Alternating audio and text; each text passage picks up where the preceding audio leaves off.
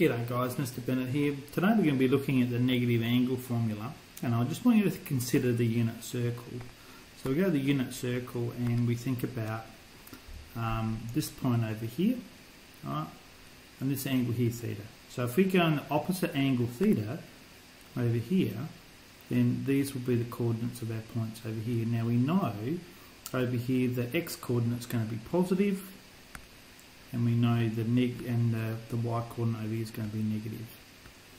Right, over here we know the x coordinate is positive and the y coordinate is positive over there. Alright, so that's what we do here. So if you can't quite remember this is how you can sort of relate it. So if I have cosine of a negative angle, that's going to be equal to cosine of an angle. And if I have sine of a negative angle, that's equal to minus sine theta. Alright, so just a couple of questions just to check whether you can relate that particular thing over here. Alright, so we did something like A,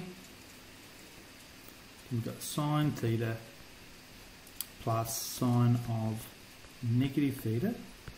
Then we know that's equal to sine theta take sine theta, and that's equal to 0. Alright, so then that's that particular type of question. If I did B, I've got sine of negative theta take sine theta, that would be equal to negative sine of theta take sine theta, so therefore that would be negative 2 sine theta.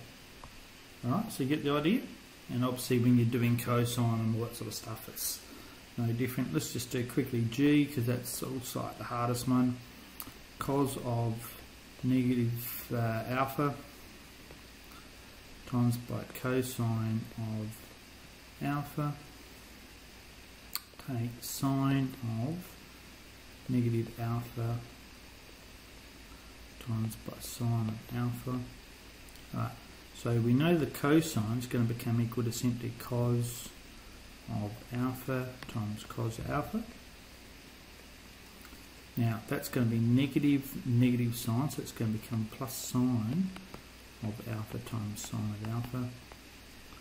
So therefore that's cos squared alpha plus sine squared alpha, which we know is equal to 1.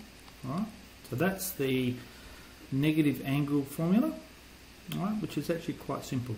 Right, so you just need to make sure it's on your formula sheet so you can refer to it.